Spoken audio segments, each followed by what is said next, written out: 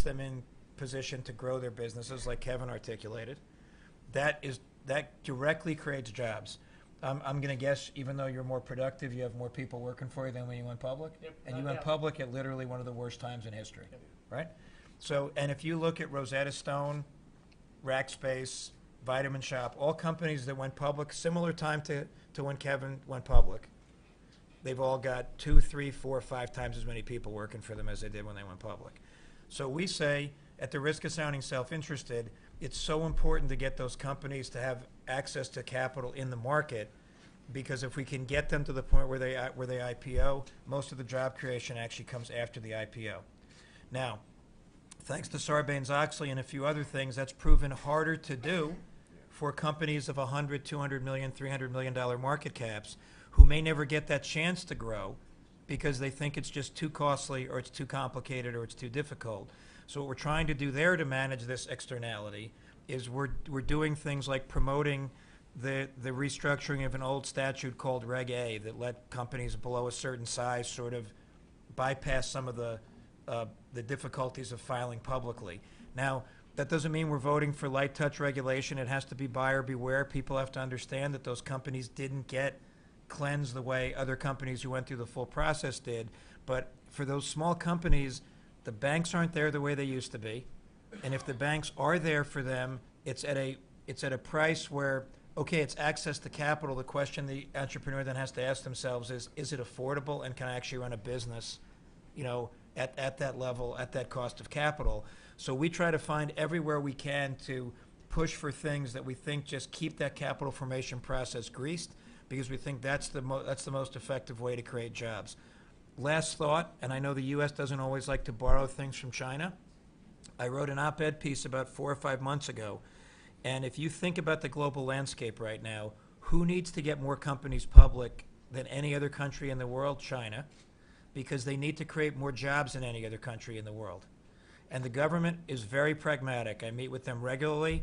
They understand that those companies are the job creation engine. They are trying to shift from an economy that is relying on the public sector to the private sector. Every company that goes public, doesn't matter if they list on our exchange, which 25 of them did last year alone, or they list in Shanghai, Shenzhen, Hong Kong, wherever, every company gets a one-time stipend. It's not a king's ransom. It's a few $100,000. Just a few $100,000. And I asked the Chinese government, I think I know why you do that. Can you please tell me, just so I make sure I got it right? I don't want to misrepresent. They said it's because that's the job creation engine. We view that as a incentive ahead of time for those companies, because we know they're going to hire people, and we want to encourage them to go public. Now, if you did that in the U.S., $300,000 to every company that went public in a great year, we're talking $75 million. Not billion, not trillion, not pico-billion or whatever we learned today about pico something or other. Still got to look that one up, yeah. We still got to look that one up. Like $75 million a year. And it's targeted, boom, right? You couldn't hit a closer target to job creation, and there's living proof sitting right there. Yeah. Right? Okay. So, food for thought. Great way to Like 4 end. minutes, but We've sorry. got about 12 minutes left, if my watch is correct. It never is. Linda Oliver will tell me what the real time is. I'd like to throw it open to the audience for questions. This doesn't look like a bashful group. Just in case it is, I got a couple of questions of my own. I got some questions from students submitted in advance. But that was before they heard these 5 great speakers pepper us with ideas that ought to have our minds racing. Who wants to be the one to go first? Yes, sir. You started off. Stand up and introduce yourself first. Quentin Matthews, go public, and there's a lot that comes with it, speaking here, which we all appreciate. But how more productive could you be if you didn't have to do the conference calls or the travel around and all the things that come with being public? Is that aimed at any particular speaker? I think all of them. It may be more Okay. appropriate for some of the other roles. Okay. Kevin, I think. Yeah, I'll take a first crack since The we've last been one to go public by public. far, I think, the shortest period of time of anybody up here. So we went public in May of 2009. Without a doubt, being public brings with it a certain amount of work that you have to do and a certain amount of obligation, right?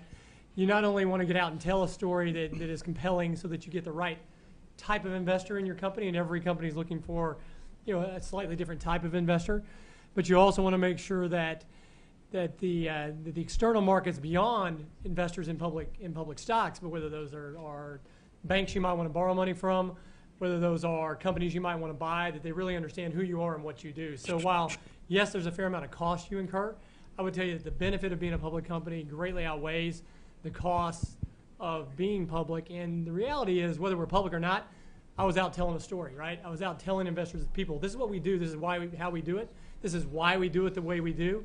Because I'm trying to create a whole bunch of companies to try to go to market the same way I do so I can buy them all. Because I can't build everything, and there's a lot of things that need to be built that can be taken to market the way we do. So yes, there's a fair amount of obligation and responsibility that comes with it, but the benefit is in many, many multiples greater than the cost. I'll add that, and Mike, if you don't mind add to it. I agree with him. You got to tell your story, and it depends on who the audience is. When you're public, there's a certain audience.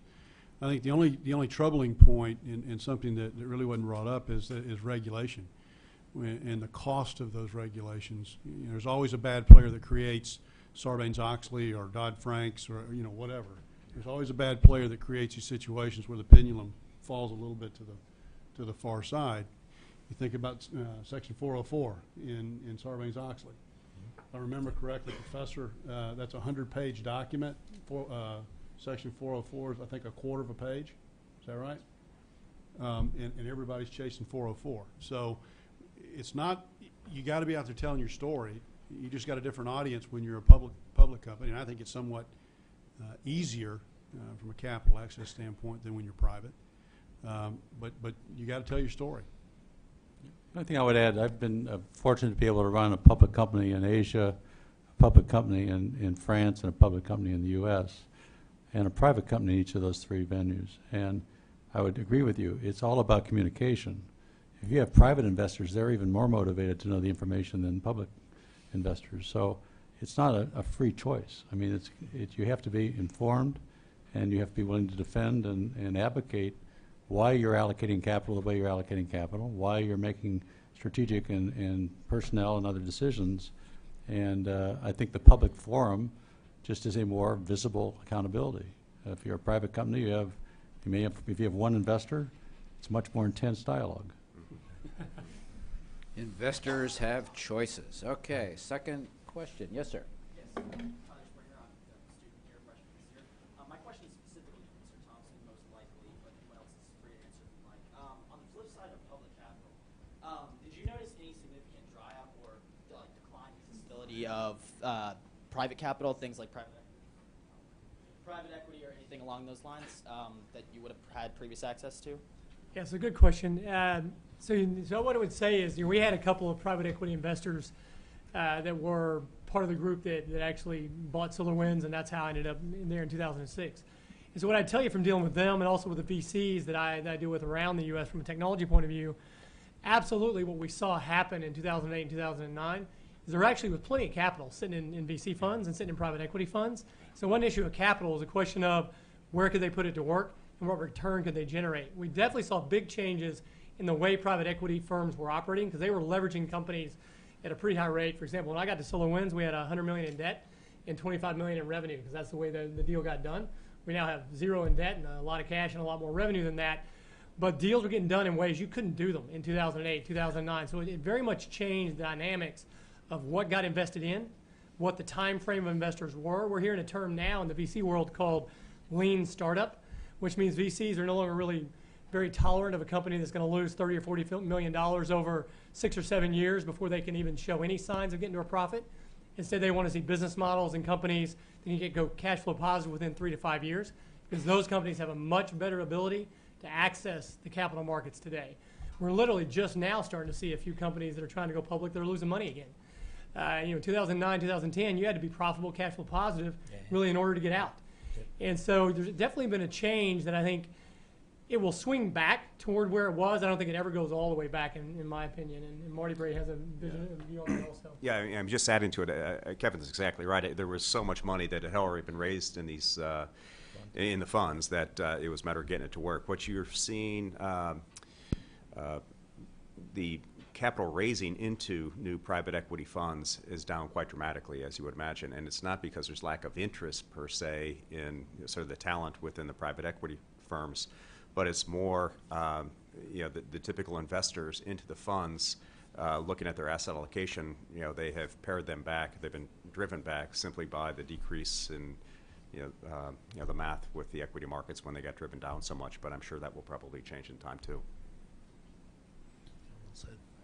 There's going to be a bell ringing ceremony at 2:30, and we have to allow time to get from here to there. But I think we've got time for 3. The bell's at 3, but we'll. We end this at 2:30. All right. I just want to be okay. Yeah, I was going to say, unless somebody changed something while I was here today. These people, they do this to me all the time. They do this to me all the time. I go away for a day. Next thing I know, they're changing the. It does hurt. No, we do have to congregate out on the quad comfortably by 3 o'clock to get it done properly. So yeah, we can. I think that's why you probably want to get us migrating away from here at 2:30, right, Linda? Okay. Time for another question. Harvey's one here to the left. Over there, and Yes, sir. wait for the microphone to come. Raise your hand again. Yeah. Pass the microphone. Put it to your mouth.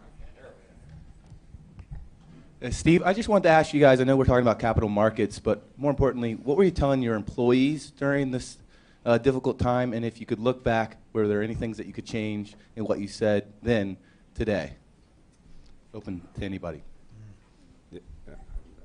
What we were saying to our people during the crisis, you mean? Yeah, during the Right, crisis. okay. Yeah, go ahead. Well, we did probably many organizations. You must absolutely be engaged with the organization during that period. And needless to say, probably most leadership teams were very, very engaged.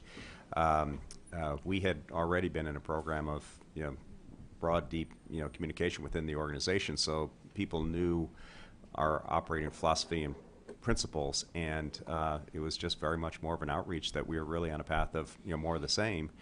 Within the context, of course, if we could live without something, we did, but never was it going to be the expense of impacting our clients. And we did an awful lot less cost cutting than, frankly, some of our competitors, because we thought that, frankly, if we just did a great job for our clients during that period, we would do much better coming out of it. And needless to say, there's a lot of support from the employee base around that, and I'd argue